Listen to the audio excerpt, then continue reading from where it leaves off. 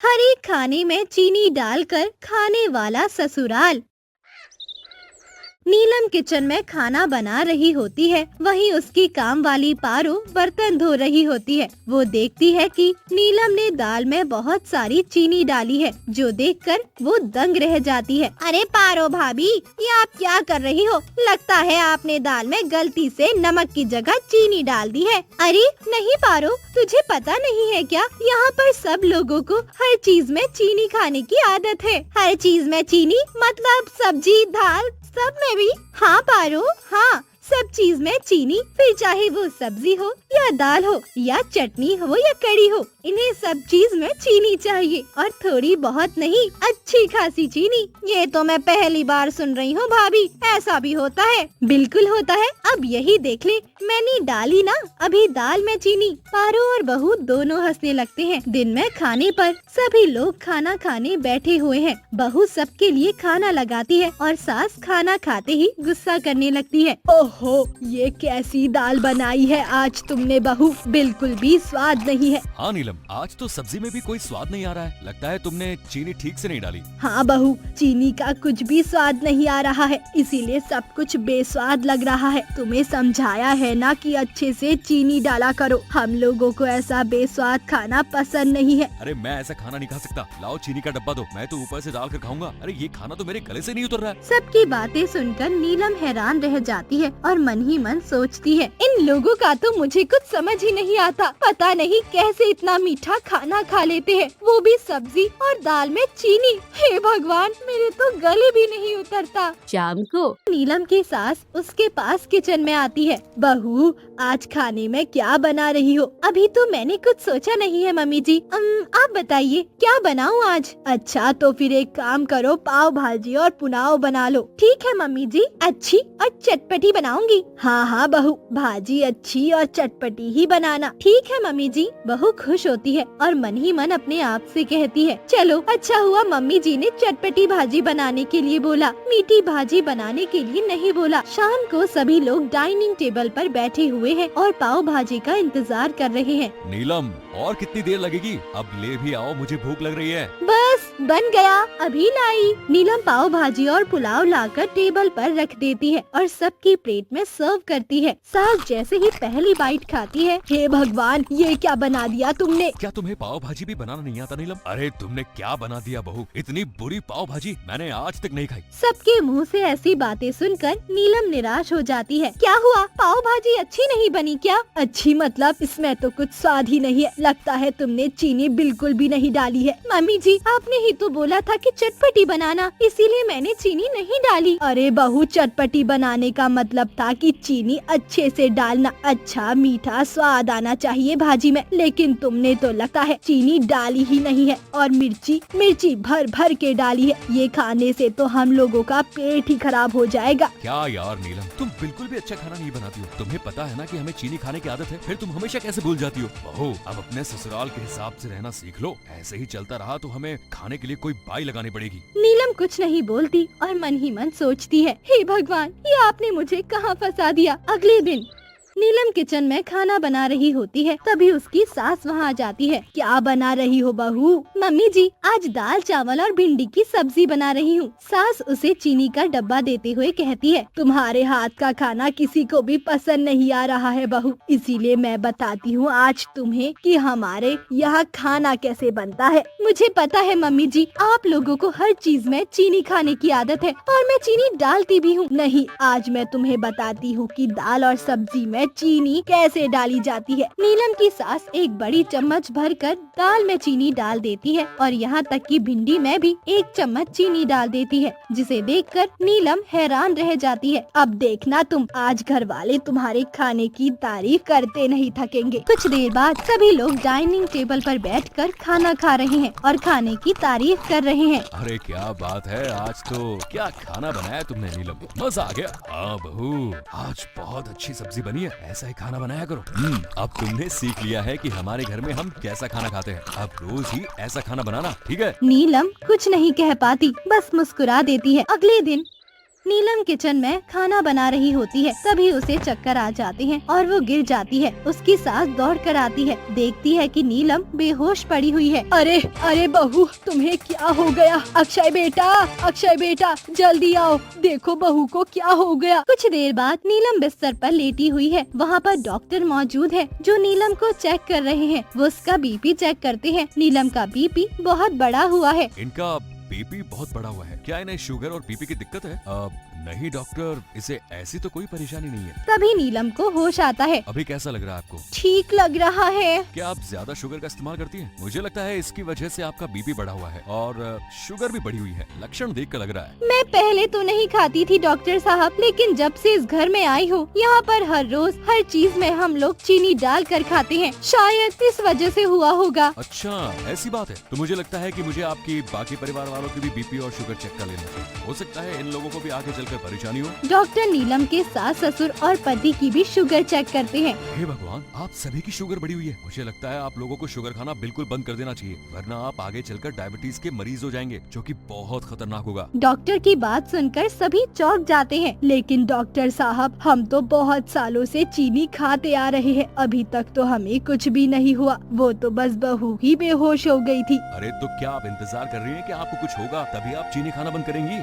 Doctor साहब सही बोल रहे हैं। माँ, हमें हर चीज में चीनी डालकर नहीं खाना चाहिए। अगर ऐसा ही चलता रहा तो आगे चलकर हम चीनी देख भी नहीं पाएंगे। खाना तो दूर की बात है। मैं तो इन लोगों को कब से समझा रही हूँ, लेकिन ये लोग मेरी बात समझने को तैयार ही नहीं होते। डॉक्टर साहब, वो तो मेरी तबीयत खराब हो गई, वरना इन लोगों को कभी समझ नहीं आता कि इतनी चीनी खाना सेहत के लिए खतरनाक है। हाँ, तुम सही बोल रही हो बहू। अब से हमें चीनी खाना बंद कर देना चाहिए। अब से आप हर चीज में चीनी डालकर नहीं खाएंगे। अगर खाना ही है तो मिठाई खा लीजिए, खीर खा लीजिए, लेकिन सब्जी दाल में चीनी डालकर खाना बिल्कुल बंद कर दीजिए, वरना आप लोगों की जान पर भी बन सकती है। नहीं डॉक्टर साहब, अब हम चीनी बिल्कुल नहीं खाएंगे। मैं घर में चीनी मंगवाना ही बंद कर दूंगी। बहू, अब से तुम भी किसी भी दाल और सब्जी में चीनी नहीं डालोगी। मैं नहीं चाहती कि हमारी इस आदत की वजह से हमारे घर का कोई भी सदस्य बीमार हो जाए। ठीक है, अब मैं चलता हूँ। आप लोग ध्यान रखिएगा। अब से आपको हर चीज में चीनी डालकर नहीं खाना है, वरना हॉस्पिटल में भर्ती होना पड़ सकता है और जिंदगी भर के लिए चीनी से हाथ भी धो सकते हैं। इतना बोलकर डॉक्टर चला जाता है। तुम सही बोलती थी बहू, हमने ही तुम्हारी बात नहीं मानी। अब से तुम किसी भी चीज में चीनी मत डालना। अब से तुम जैसा खाना बनाओगी हम वैसा ही खाएंगे। बस किसी की सेहत खराब नहीं होनी चाहिए। मैंने तो आपसे पहले ही कहा था मम्मी जी, लेकिन कोई बात नहीं, देर से आए लेकिन दुरुस्त आए। रात में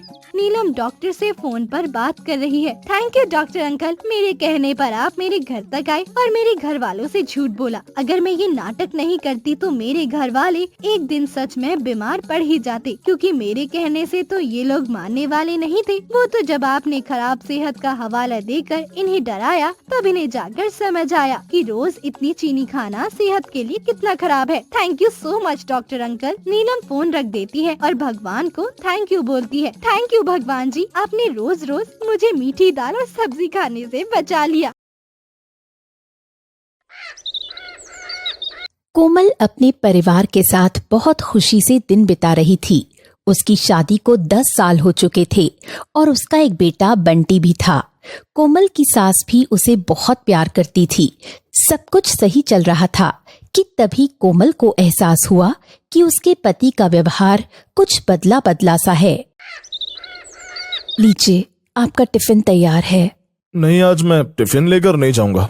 आज मेरे ऑफिस में मीटिंग है बाहर, इसीलिए आज मैं बाहर ही खाना खाऊंगा। तो फिर आपने मुझे बताया क्यों नहीं? वो काम के चक्कर में भूल गया। अब जाने भी दो, कौन सी बड़ी बात है। लेकिन आप पहले तो कुछ नहीं भूलते थे। अब बात ज्यादा आगे मत बढ़ाओ, मुझे ऑफिस के लिए देरी हो रही है, मैं ऑफिस जा रहा हूँ।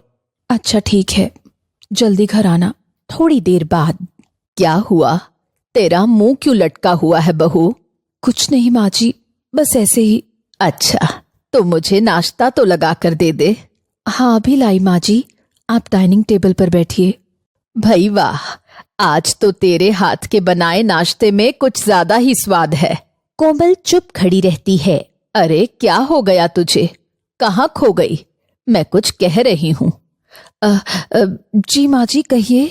कुछ नहीं, मुझे पता है अजय की वजह से तेरा मूड खराब है। बहू तू चिंता मत कर, अजय को ऑफिस में ज्यादा काम रहता होगा, इसलिए वो परेशान होगा। अब उसकी बातों को दिल पर लगाकर मत बैठ, कुछ दिनों में सब ठीक हो जाएगा। जी माँ जी, शायद आप ठीक कह रही हैं। तो बताइए फिर, आज आप डिनर में क्या खाना पसंद करेंगी? तेरा जो मन हो वो बना ले, मुझे तो तेरे हाथ की बनी हर डिश पसंद आती है। सच में मैं तो बहुत भाग्यशाली हूँ जो मुझे तेरे जैसी बहू मिली है। मैं भी आपके जैसी सास पाकर खुश हूँ माँ जी। थोड़ी देर बाद, अरे आ गया मेरा बेटा स्कूल से? हाँ माँ।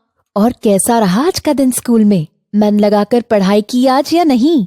हाँ माँ, आज बहुत मजा आया। और माँ, टीचर ने एक प्रोजेक्ट बनाने के लिए कहा है। अच्छा, तो फिर आज तुम प्रोजेक्ट बनाओगे? हाँ माँ, लेकिन मेरे पास उसके लिए सामान नहीं है।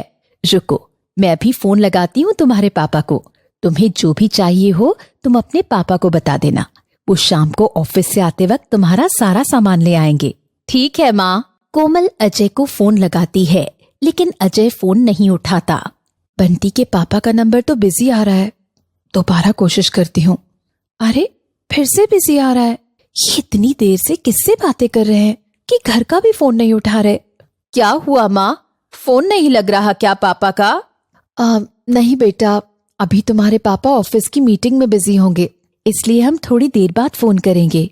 नहीं माँ, अभी बात कीजिए, नहीं तो हम मार्केट चलते हैं मेरे प्रोजेक्ट का सामान लेने। क्या, हम दोनों?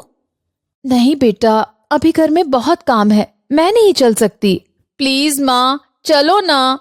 तभी वहाँ सास आ जाती है। अरे क्या हुआ बहू, ये बंटी इतनी जिद क्यों कर रहा है? वो माँ जी, बंटी मुझे मार्केट जाने के लिए कह रहा है, उसके स्कूल का कुछ सामान लाना है। तो चली जाना बहू। मगर माँ जी, अभी घर पर बहुत काम है। कोई बात नहीं, वो सब मैं देख लूंगी, तू बंटी को मत रुला, चली जा मार्केट। अच्छा ठीक है माँ जी। इसके बाद दोनों माँ बेटे मार्केट जाते हैं और दुकान पर जाकर बंटी अपने प्रोजेक्ट का सामान खरीदता है। ले लिया तुमने सारा सामान? अब तो तुम खुश हो ना बंटी? हाँ माँ, लेकिन अगर आइसक्रीम भी मिल जाती तो मैं और भी ज्यादा खुश हो जाता। अच्छा जी, चलो फिर अपने राजा बेटा को आइसक्रीम भी खिलाते हैं। माँ देखो पापा। यहाँ पापा कहाँ से आए? वो तो ऑफिस में होंगे। अरे नहीं माँ, वहाँ देखो, पापा उन आंटी के साथ बैठकर आइसक्रीम खा रहे हैं। हे भगवान, ये मैं क्या देख रही हूँ? ये कौन है जिसके साथ बंटी के पापा आइसक्रीम खा रहे हैं? ये तो कह रहे थे कि आज इनके ऑफिस में मीटिंग है। चलो माँ, पापा के पास चलते हैं। नहीं बेटा, हो सकता है पापा अपने ऑफिस का कोई काम करने आए हो और वो कोई कंपनी की मैडम से जरूरी बात कर रहे हो, हमें उन्हें डिस्टर्ब नहीं करना चाहिए। ठीक है माँ। ऐसा कहकर कोमल और बंटी अजय से बिना मिले घर वापस आ जाते हैं। आ गए आप? मुझे आपसे कुछ जरूरी बात करनी है। अभी नहीं, बाद में करना, आज मैं बहुत ज्यादा थक गया हूँ। क्यों? आइसक्रीम खाने के अलावा उस लड़की के साथ आपका कोई और प्लान भी था जो आज आप इतना ज्यादा थक गए? ये क्या बकवास कर रही हो तुम? मैं कोई बकवास नहीं कर रही, मैं वही कह रही हूँ जो आज मैंने देखा है। सच सच बताइए, कौन है वो लड़की? ओह अच्छा, लगता है अब तुम्हें सच बताना ही पड़ेगा। हाँ बिल्कुल। दरअसल वो लड़की प्रिया है, जो मेरे ऑफिस में काम करती है। हमारे बीच पहले दोस्ती हुई और बाद में हम एक दूसरे से प्यार हो गया और अब हम एक दूसरे के साथ जिंदगी बिताना चाहते हैं। ये बात सुनकर जैसे कोमल के पैरों तले जमीन खिसक गई। क्या आप किसी और से प्यार करते हैं और मेरे रहते हुए दूसरी शादी करना चाहते? क्या यही दिन देखना बाकी रह गया था? आपके लिए हमारी शादी के 10 साल कोई अहमियत नहीं रखते? नहीं, क्योंकि जो मैं प्रिया के लिए फील करता हूँ वो मैं तुम्हारे लिए नहीं करता। मैं तो जैसे तैसे तुम्हारे साथ दिन बिता रहा था, मगर प्रिया के साथ मैं बहुत खुश रहता हूँ। तो क्या आप सच में ही शादी तोड़ देना चाहते? नहीं, तुम यहाँ माँ जी का और बंटी का ख्याल रखो और मैं अब से प्रिया के साथ उसके घर पर रहूंगा। क्या मतलब है तुम्हारा? मैं अभी माँ जी को ये सब नहीं बता सकता, इसीलिए कुछ दिन तक ये सब संभाल लो, मैं बाद में सब ठीक कर दूंगा। आप यही चाहते हैं तो यही सही, मैं माँ जी को कुछ नहीं बताऊंगी। अगले दिन। कोमल, आज अजय नहीं दिखाई दे रहा। वो माँ जी, वो 1 महीने के लिए बाहर गए हैं ऑफिस के काम से। क्या 1 महीने के लिए? मुझे तो उसने इस बारे में नहीं बताया। वो माँ जी अर्जेंट काम आ गया, इसलिए उन्हें जल्दी में जाना पड़ा और वो आपको बताना भूल गए। अच्छा, और बंटी स्कूल गया? जी माँ जी, बंटी स्कूल गया। इसके बाद कोमल सास के लिए किचन से नाश्ता लेकर आती है। ये लीजिए आपका नाश्ता। सच बहू, तूने इस घर को बहुत अच्छे से संभाल रखा है। तेरी जगह कोई नहीं ले सकता। मेरी जगह तो पहले ही प्रिया ने ले ली है माँ जी। क्या हुआ, कुछ कह रही है बहू? नहीं माँ जी, कुछ नहीं। दूसरी तरफ अजय प्रिया के साथ उसके रूम पर वक्त बिता रहा था। मैं तुम्हारे लिए सब कुछ छोड़कर आ गया प्रिया। अब यहाँ सिर्फ हम दोनों ही रहेंगे। मुझे नहीं पता था कि तुम मुझसे इतना प्यार करते हो अजय। लेकिन अब तो पता चल गया ना तुम्हें। चलो ना, कहीं घूमने चलते हैं। अभी मुझे ऑफिस में बहुत काम है, उसके बाद चलते हैं ना। ओफो, काम तो होते ही रहेंगे, तुम घूमने चलो ना। अच्छा बाबा, ठीक है, चलते हैं। दोनों साथ में घूमने जाते हैं और फिर रात को घर लौटते हैं। आज तो प्रिया ने मेरा बहुत खर्चा करा दिया यार। इतनी शॉपिंग तो आज तक कोमल ने 1 साल में नहीं की, जितनी आज प्रिया ने 1 दिन में कर ली। अब इस नुकसान की भरपाई के लिए मुझे एक्स्ट्रा काम करना पड़ेगा। अकेले अकेले किससे बातें कर रहे हो अजय? अब नहीं, किसी से नहीं, बस ऐसे ही। चलो अब सोने चलते हैं, कल ऑफिस भी तो जाना है। कल ऑफिस सिर्फ तुम्हें जाना है। अब तुम मेरे साथ हो तो मुझे काम करने की क्या जरूरत है? मगर ये तो तुम्हारी जॉब है प्रिया। ये तो मैं मजबूरी में कर रही थी। अब तुम आ गए हो तो मुझे किसी जॉब की जरूरत नहीं। अच्छा, जैसी तुम्हारी मर्जी। अगले दिन। मेरा नाश्ता कहाँ है प्रिया? कैसा नाश्ता? तुम होश में तो हो ना? मुझे क्या तुमने अपनी पहली पत्नी कोमल समझ रखा है, जो एक हाउसवाइफ बनकर तुम्हारी सेवा करे? यहाँ तुम्हें अपने सारे काम खुद करने होंगे। लेकिन आज मुझे ऑफिस के लिए देर हो रही है, आज तो कुछ बनाकर दे दो। ये लो ब्रेड और ये जूस। दोबारा मुझे डिस्टर्ब मत करना। अजय मन में सोचता है कि इससे अच्छी तो कोमल थी। आ गए तुम, ये लो। ये सब क्या है? ये वो सारे बिल हैं जो तुम्हें चुकाने हैं। लेकिन मुझे तो 1 हफ्ता भी नहीं हुआ यहाँ आए हुए। मगर मुझे तो 1 साल हो गया यहाँ रहते हुए। तो ये घर का रेंट, बिजली का बिल और ये सारे खर्च मिलाकर 50,000 रुपए हुए जो तुम्हें चुकाने हैं। क्या 50,000 रुपए? मैंने यहाँ आकर बहुत बड़ी गलती कर दी। मैं अब समझा कि तुमने मुझसे प्यार का नाटक इन सब पैसों के चक्कर में किया है। क्या मतलब है तुम्हारा? मैं जा रहा हूँ अपने परिवार के पास। इतना कहकर अजय प्रिया को छोड़कर कोमल के पास लौट आता है। अरे आप यहाँ? मुझे माफ कर दो कोमल, मुझसे बहुत बड़ी गलती हो गई।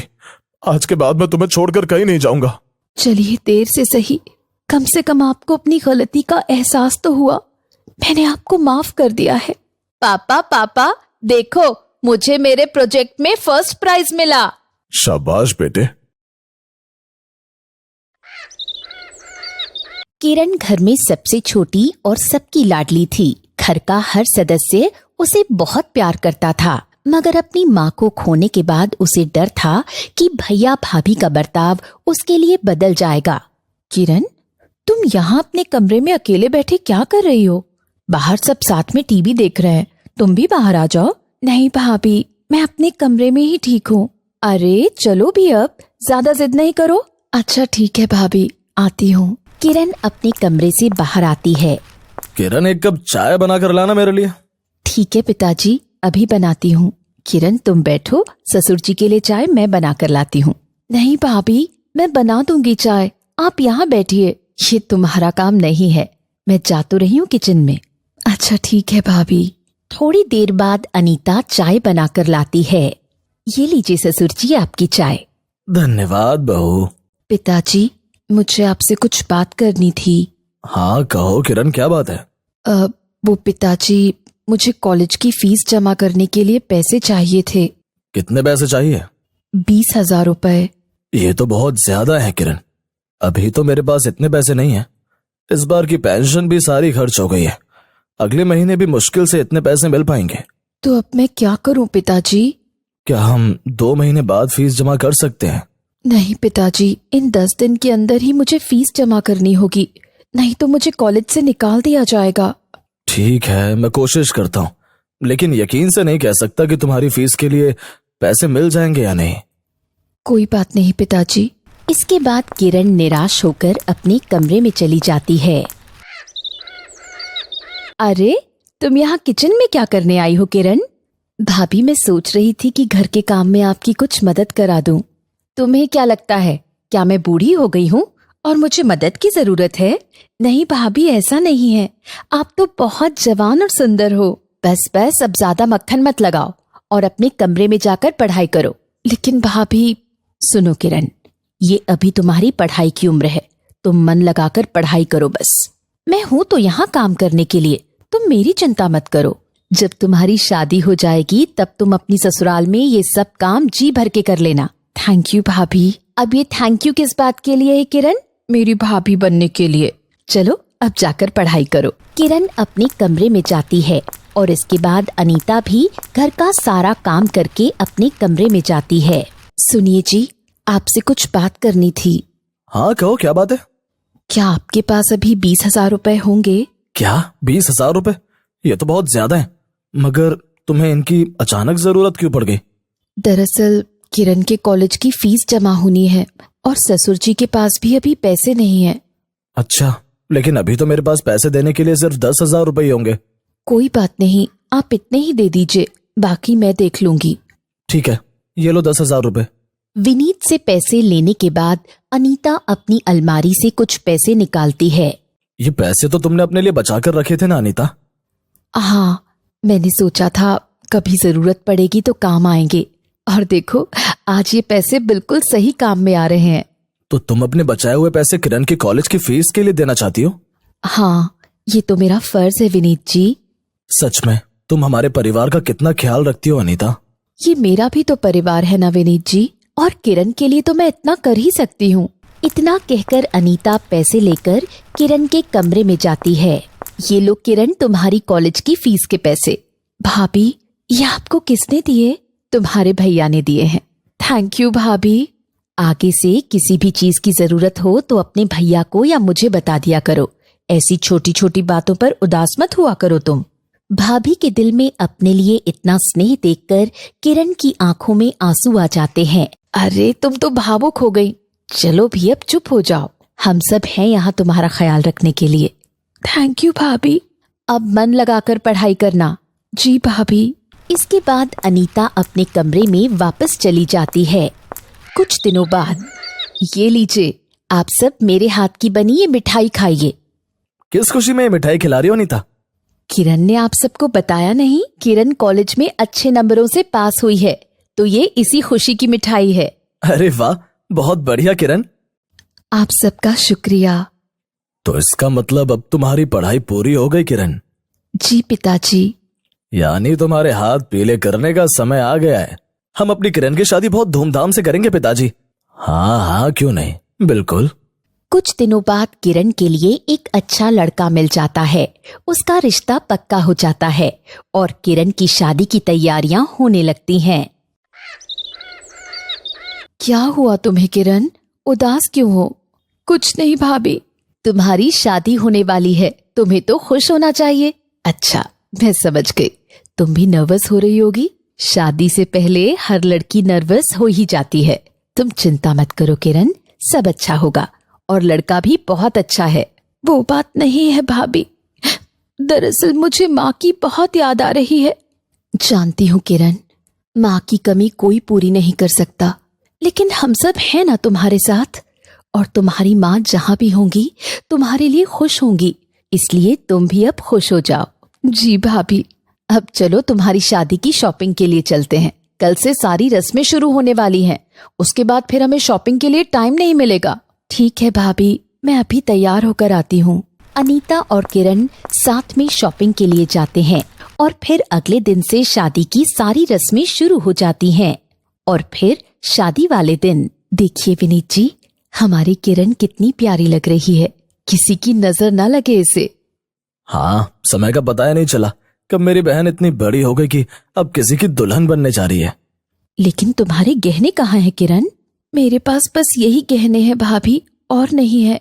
अगर माँ होती तो वो जरूर मेरे लिए गहने बनवाती, मगर कोई बात नहीं। ऐसे कैसे कोई बात नहीं, तुम रुको यहाँ, मैं अभी आती हूँ। अनीता अपने कमरे से अपने गहने निकाल कर लाती है और लाकर किरण को पहनाती है। अरे ये क्या कर रही हैं आप भाभी? ये तो आपके गहने हैं ना? माँ नहीं है तो क्या हुआ, तुम्हारी भाभी माँ तो है।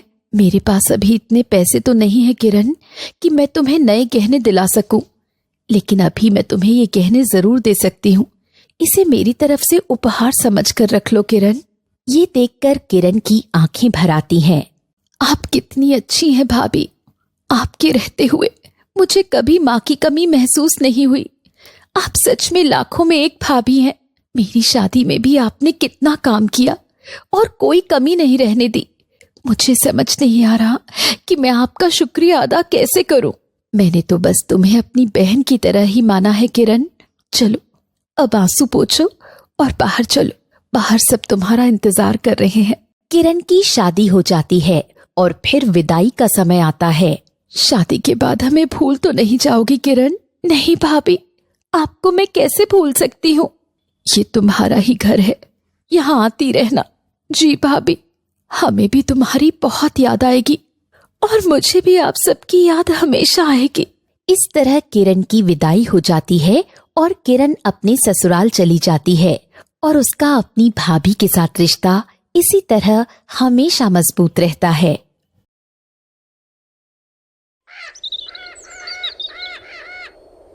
नीलम बेटी, एक अच्छा रिश्ता आया है, तू कहे तो उन्हें घर बुला लूं? नहीं माँ, आपसे कितनी बार कहा है मैंने कि मुझे अभी शादी नहीं करनी है। लेकिन बेटी, तेरी उम्र भी अब काफी हो गई है। सारे रिश्तेदार तेरी शादी के बारे में मुझसे पूछते रहते हैं। मैं तो उन्हें जवाब देते देते थक गई हूँ। वो सब मैं नहीं जानती। फिलहाल अभी मुझे शादी नहीं करनी है माँ। आपको शादी ही करनी है तो अपनी छोटी बेटी रितु की कर दीजिए। लेकिन वो तो छोटी है तुझसे, मैं उसकी शादी तेरे से पहले कैसे कर सकती हूँ? ऐसा जरूरी नहीं है माँ कि आप पहले मेरी ही शादी करो। अगर रितु शादी के लिए तैयार है तो आप उसकी शादी करा दीजिए। अच्छा ठीक है। नीलम घर की बड़ी बेटी थी और उसकी उम्र भी 27 हो चली थी, लेकिन अभी नीलम शादी नहीं करना चाहती थी, जबकि उसकी माँ सरिता नीलम की शादी के लिए हमेशा परेशान रहती थी। सरिता की एक छोटी बेटी रितु भी थी और उसकी पढ़ाई भी पूरी हो चुकी थी। नीलम के इनकार करने के बाद सरिता अपनी छोटी बेटी से ही शादी करने के लिए कहती है। बेटी रितु, मुझे तुझसे कुछ बात करनी थी। जी कहिए माँ, आपको मुझसे क्या बात करनी है? बेटी, मैं तो नीलम से कह कह कर थक चुकी हूँ कि शादी कर ले, शादी कर ले, लेकिन वो मेरी एक नहीं सुनती। इस बार बहुत अच्छे घर से रिश्ता आया है। मैं सोच रही थी कि अगर नीलम शादी नहीं कर रही है तो क्यों ना हम तेरी शादी करा दें। आखिर शादी तो तेरी भी होनी ही है। लेकिन मेरी शादी के लिए इतनी जल्दी भी क्या है माँ? मैं तो दीदी से छोटी हूँ। कोई बात नहीं, अगर तू राजी है तो मैं लड़के वालों को घर बुला लूं। अगर एक लड़की की शादी हो जाएगी तो हमारी जिम्मेदारी भी कुछ कम हो जाएगी। तेरे पिताजी की तबीयत भी इन दिनों ठीक नहीं रहती, उनकी मुझे अलग चिंता बनी रहती है। मान जा बेटी। अच्छा ठीक है माँ, अगर आप इतना कह रही हैं तो मैं शादी के लिए तैयार हूँ। मुझे ये सुनकर बहुत खुशी हुई बेटी। अच्छा, तो इस रविवार को ही मैं लड़के वालों को बुला लेती हूँ। इस तरह रितु रिश्ते के लिए मान जाती है और जब लड़के वाले रितु को देखने के लिए आते हैं तो उन्हें रितु बहुत पसंद आती है और रिश्ता पक्का हो जाता है। शादी की तैयारियां भी होने लगती हैं। अब ये शादी वाला घर है, ऐसे घर में बहुत से काम रहते हैं और तुम दोनों बहनें बैठकर यहाँ बातें कर रही हो। हम बस शादी की तैयारियों के बारे में ही बात कर रहे थे माँ। हाँ माँ, हम यही डिसाइड कर रहे थे कि शादी में सब क्या पहनेंगे और शादी की डेकोरेशन हम कैसे करेंगे। और नहीं तो क्या माँ, आखिरकार घर की ये पहली शादी है, बहुत धूमधाम से हम ये शादी करेंगे। हाँ हाँ बिल्कुल, मैं अपनी बेटी की शादी में कोई कमी नहीं होने दूंगी। अच्छा चलो, अब तुम दोनों ने बहुत बातें कर ली, अब जाओ शॉपिंग कराओ और जरूरी सामान लेकर आओ। इतने मैं पड़ोस में शादी का कार्ड देकर आती हूँ। ठीक है माँ। इसके बाद रितु और नीलम दोनों बहनें शादी की शॉपिंग के लिए चली जाती हैं और सरिता अपने पड़ोस के घर में शादी का कार्ड देने जाती है। अरे कोई है घर में? आओ आओ सरिता, और बताओ कैसी हो? सुना है तुम्हारी लड़की की शादी होने वाली है। हाँ, सही सुना है तुमने।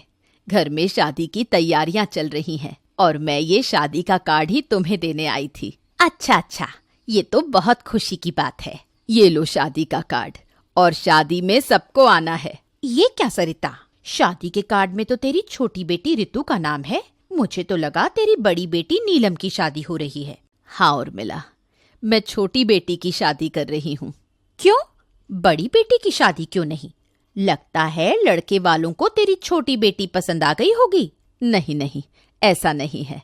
तो कहीं ऐसा तो नहीं कि तेरी बड़ी बेटी लव मैरिज करना चाहती हो? मुझे शुरू से ही उसकी आदतें कुछ ठीक नहीं लगती थी। उर्मिला की ये बात सुनकर सरिता को गुस्सा आ जाता है। ये कैसी बातें कर रही हो उर्मिला? ऐसा कुछ नहीं है जैसा तुम सोच रही हो। अब बड़ी बेटी घर में कुंवारी बैठी है और तुम छोटी बेटी की शादी कर रही हो तो जरूर कोई बात होगी। इसमें लोगों का शक करना तो जायज है। मैं कुछ गलत थोड़ी कह रही हूँ। मुझे अभी इन सब बातों के लिए टाइम नहीं है। घर में बहुत से काम हैं। मैं चलती हूँ। उर्मिला की उल्टी सीधी बातें सुनकर सरिता का मूड खराब हो जाता है और वो उर्मिला के घर से तुरंत अपने घर वापस आ जाती है। ये देखिए माँ, हमने रितु के लिए कितनी अच्छी अच्छी साड़ियाँ खरीदी हैं। मुझे नहीं देखनी, तू रख दे अभी। क्या हुआ माँ, तुम गुस्से में लग रही हो? ये सब नीलम की वजह से हुआ है। मैंने क्या किया माँ? वो हमारी पड़ोसन उर्मिला तरह तरह की बातें बना रही है क्योंकि मैं पहले तेरी नहीं अपनी छोटी बेटी रितु की शादी कर रही हूँ। ओफो माँ, तुम भी क्या उनकी बातों में आ रही हो? लोगों का काम है कहना, तुम उनकी बातों पर ध्यान मत दो। सिर्फ वो ही नहीं बल्कि सारे रिश्तेदार भी न जाने क्या क्या सोचेंगे। आप उन सब की परवाह क्यों कर रही हो माँ? क्या आपको मुझ पर भरोसा नहीं है? नहीं बेटी, ऐसी कोई बात नहीं है। मुझे तुझ पर पूरा भरोसा है। तो फिर बस भूल जाइए आप बाकी लोगों की बातों को। आप अपनी छोटी बेटी की शादी पर ध्यान दीजिए। हाँ माँ, आप अपना मूड खराब मत करो। आखिरकार शादी वाला दिन आ जाता है और रितु की शादी धूमधाम से हो जाती है। कुछ दिनों बाद, माँ देखना, रितु के जाते ही घर कितना सूना सूना लग रहा है। सही कह रही है तू, मुझे तो रितु की बहुत याद आ रही है। हाँ माँ, जब तू भी शादी करके इस घर से चली जाएगी तब तो ये घर और ज्यादा सूना हो जाएगा। क्या माँ, आप फिर से मेरी शादी की ही बात लेकर बैठ गई? बेटी, कभी तो शादी करनी ही पड़ेगी। हाँ माँ, मैं जानती हूँ, मुझे बस कुछ महीनों का समय दे दो। तभी घर की डोरबेल बजती है। मैं जाकर देखती हूँ कि इस समय घर पर कौन आया है। घर के दरवाजे पर रितु खड़ी होती है। सरप्राइज! अरे रितु, तुम यहाँ अचानक कैसे? हाँ, मुझे आप सबकी बहुत याद आ रही थी तो कुछ दिन के लिए मैं यहाँ आ गई। ये तो बहुत अच्छा किया। अरे रितु, तू यहाँ कैसे? तेरे ससुराल में सब ठीक तो है? हाँ माँ, सब ठीक है और सब लोग बहुत अच्छे हैं। मैं तो बस आपसे यहाँ मिलने चली आई। अच्छा, बैठ यहाँ आराम से, मैं तेरे लिए कुछ खाने को लेकर आती हूँ। ठीक है माँ। और शादी करके कैसा लग रहा है छोटी? मैं तो कह रही हूँ दीदी, आप भी शादी कर लीजिए तो आप खुद जान जाएंगी कि शादी करके कैसा लगता है। मुझे तो अब आपकी शादी का ही इंतजार है। अब तुम भी शुरू हो गई माँ की तरह। इस तरह दोनों बहनें आपस में बातें करती हैं। कुछ दिनों बाद, ये लो माँ, मुंह मीठा करो। अरे किस खुशी में ये मिठाई खिला रही है मुझे। आपकी बेटी की सरकारी नौकरी लग गई माँ। क्या तू सच कह रही है? मुझे तो अपने कानों पर विश्वास ही नहीं हो रहा है। क्या मैंने सही सुना? तेरी सरकारी नौकरी लग गई है? हाँ माँ, तुमने सही सुना। दरअसल मैं लंबे समय से इसके लिए कोशिश कर रही थी। मैं दिन रात सिर्फ इसी के लिए पढ़ाई करती रहती थी और शादी के लिए भी मैं इसीलिए मना कर रही थी आपसे, क्योंकि पहले मैं अपने पैरों पर खड़ा होना चाहती थी और आप सबका नाम रोशन करना चाहती थी। ये सुनकर सरिता की आंखों में आंसू आ जाते हैं। तभी रितु आती है और फिर नीलम उसे भी ये खुशखबरी देती है। ये तो बहुत अच्छी खबर है दीदी। माँ, अब आप ये मिठाई लेकर उर्मिला आंटी के पास जाइए। उस वक्त उर्मिला आंटी बहुत बातें कर रही थी ना, अब ये खबर सुनकर उनकी बोलती बंद हो जाएगी। तू सही कह रही है, मैं अभी जाती हूँ। सरिता उर्मिला के घर पर जाती है। ये लो उर्मिला, मिठाई खाओ। नीलम की सरकारी नौकरी लगी है। सालों से नीलम इसके लिए मेहनत कर रही थी और इसलिए उसने शादी के लिए भी इनकार कर दिया था। क्या? सरकारी नौकरी और नीलम की? मुझे तो पता ही था कि आपकी बेटी बहुत होनहार है, जरूर आपका नाम रोशन करेगी। हाँ हाँ, ये तो मुझे अच्छे से याद है कि आप मेरी बेटी के लिए क्या क्या कह रही थी। इस बार उर्मिला शर्मिंदा हो जाती है और सरिता की आंखों में एक अलग ही चमक दिखाई देती है।